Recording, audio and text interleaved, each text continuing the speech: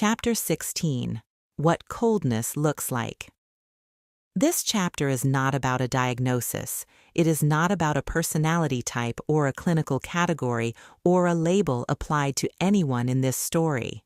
It is about a phenomenon, one that research documents carefully, that culture produces abundantly, and that the specific story this book has been examining illustrates with an inadvertent precision that makes it worth examining directly. The phenomenon is this: it is entirely possible to be emotionally articulate, emotionally fluent, emotionally present in one's own experience, and simultaneously cold to the experience of others. Not cold in the obvious sense of cruelty or indifference, cold in the specific quiet sense of a boundary in empathy, a point beyond which the emotional attention does not extend, beyond which the other person's experience does not quite land, beyond which what was caused does not receive the same quality of feeling that what was suffered receives. This boundary is not always conscious, it is not always chosen. It can coexist with genuine feeling, genuine suffering, and a sincere belief in one's own moral seriousness. And it is, in the specific cultural environment this book has been examining, increasingly difficult to distinguish from its opposite, because the vocabulary of empathy has become so widely available and so effectively deployed that its presence in language no longer guarantees its presence in the direction that matters. The research on selective empathy. The psychological research on empathy is more complicated than the common understanding of it, and the complications are directly relevant to this chapter. Empathy is not a single capacity, it is at minimum two: cognitive empathy and affective empathy. Cognitive empathy is the ability to understand another person's perspective, to model their mental and emotional state, to recognize what they are likely feeling and why, to navigate their experience intellectually. Affective empathy is something different. It is the capacity to feel what another person feels, to have their emotional state register in your own, to be moved by what moves them, to experience their pain as a form of pain in yourself. Research published in Frontiers in Psychology, reviewing the empathy literature across multiple studies, documents a finding that is important for this chapter. Cognitive empathy can be intact or even enhanced in people who show reduced affective empathy. Understanding how someone feels, knowing what their emotional state is, being able to articulate it accurately, being able to navigate social situations by reading emotional cues with precision is a different capacity from feeling it, and the two can diverge significantly. A person can be highly skilled at the cognitive dimension of empathy, at reading rooms, understanding emotional dynamics, deploying emotional vocabulary with accuracy, while remaining limited in the affective dimension, in actually feeling, in themselves, the weight of what another person is carrying. This is not a pathology, it is a point on a normal distribution. Most people have some version of this divergence in their empathy profile, some situations in which they understand without feeling, some people whose experience they can model without sharing. The divergence becomes significant, the research documents, when it is consistent in a particular direction, when the cognitive empathy is reliably deployed in service of the self's goals, while the affective empathy consistently fails to extend toward the people most affected by the self's choices. The research from Frontiers in Psychology makes a specific observation that lands with particular force in the context of this book. Narcissistic individuals often exhibit higher cognitive empathy than average. They are skilled social readers, while showing reduced affective empathy, particularly toward people whose situations result from their choices. They understand the emotional landscape. They do not consistently share it. they can navigate it in service of their goals while remaining emotionally detached from its most significant costs. This book applies none of this as a diagnosis of any individual. It applies it as a description of a pattern, one that the research identifies in the general population at varying intensities, and one that the cultural environment this book has been examining has created specific conditions for. Because the cultural environment rewards cognitive empathy, the ability to describe emotional experience, to use therapeutic vocabulary, to present as emotionally intelligent, while placing no equivalent reward on effective empathy that extends beyond the self. The performance of understanding is valuable. The actual feeling of what was caused is not required and not measured and therefore not reliably produced. Coldness is not the absence of feeling. The first misunderstanding to correct is the one the raw draft of this chapter began with. The idea that coldness is the absence of feeling. It is not. Coldness is the absence of alignment. The disconnect between what is felt and what is centered, between the genuine, real, deeply experienced feeling and the direction in which that feeling points. A person can be in genuine pain and cold simultaneously. A person can feel the weight of their own losses with authentic, full-bodied grief, the career gone, the threats received, the children frightened, the daily life disrupted, and still be cold to the experience of the person most harmed by what preceded all of that. Not because the coldness is chosen, but because the feeling, however real, is orientated inward. It surveys its own landscape. It does not, with any sustained attention, turn outward toward the landscape it produced in someone else's life. This is the specific coldness that the Cabot interviews conveyed, and this book chooses the word conveyed carefully because what the interviews conveyed may not be the full reality of what was felt privately. Coldness in a public account can be the result of strategic management rather than genuine feeling, can be the product of communications counsel and legal caution and narrative architecture rather than of a person who does not feel the weight of what they caused. The previous chapter examined that possibility at length, but the effect on the audience, the specific quality of something being absent that should have been present, is the same regardless of its cause. Whether the coldness in the public account reflects a genuine limitation in effective empathy or a strategic decision to manage what is expressed, the person whose experience most needed to be felt and expressed and directed toward received neither. And the audience, as Chapter 13 established, recognizes the absence of genuine feeling even when it cannot articulate what is missing. The specific shape of this coldness. Coldness, in the specific account this book has been examining, had a particular shape. It was not uniform, it was selective, and its selectivity is the most revealing feature. The interviews were warm toward Cabot's own children. They were warm toward Cabot's own grief. They were warm toward Cabot's own experience of injustice, the asymmetry with Byron, the astronomer advertisement, the death threats, the unemployability. All of these things received the full quality of engagement, the specific, present, emotionally inhabited quality that warmth produces in a listener.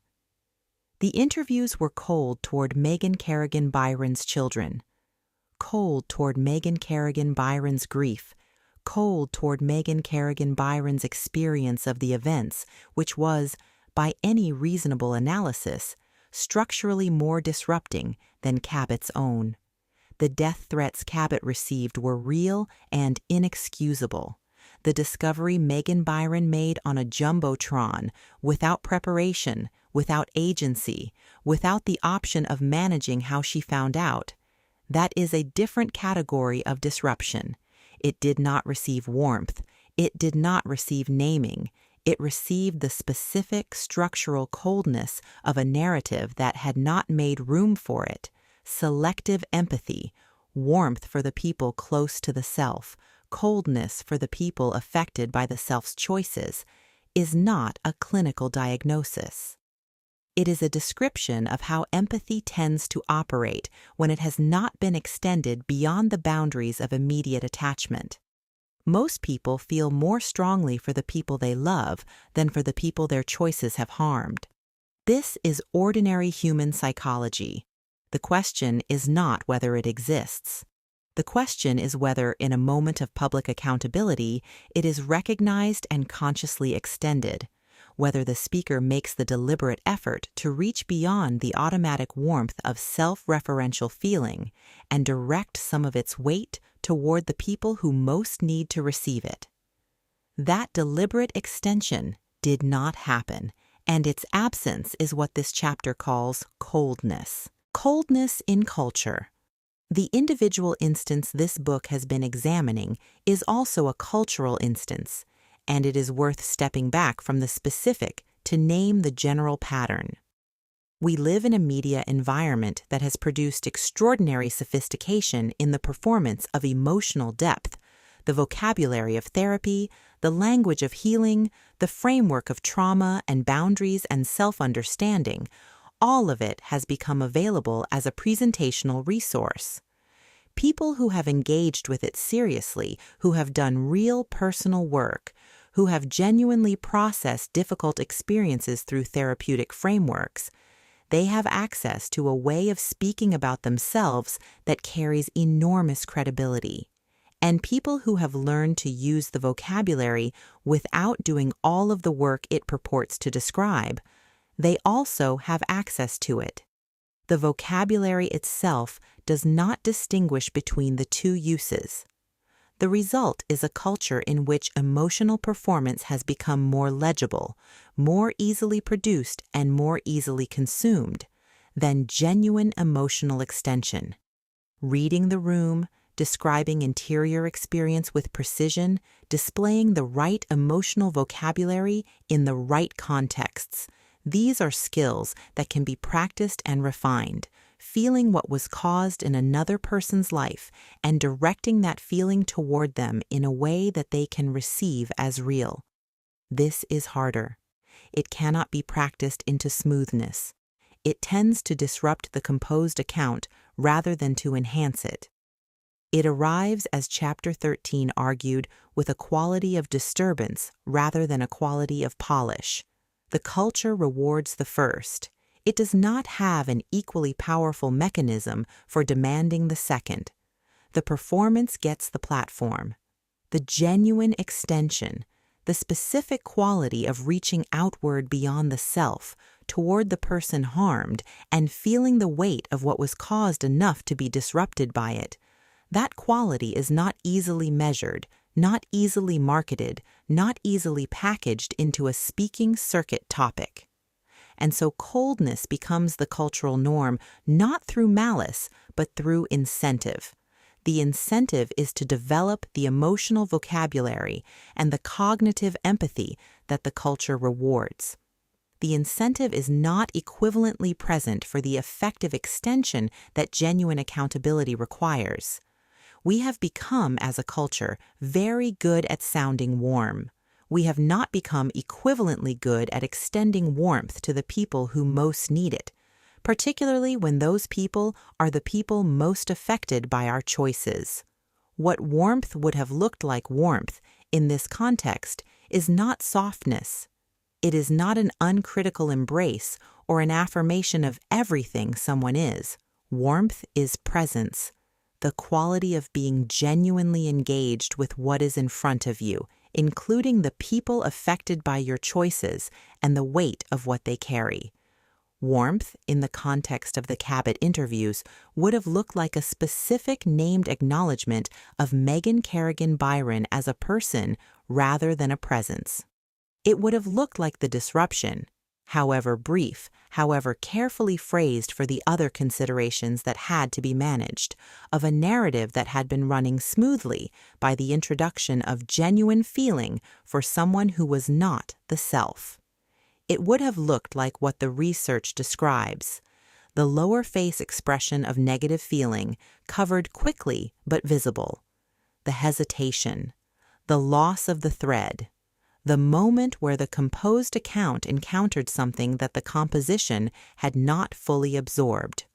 Not a breakdown, not a spectacle of grief, something much quieter and more real, the visible weight of having caused harm to a specific person, landing in the body of the person who caused it briefly and unmistakably, in the middle of an account that was otherwise completely managed.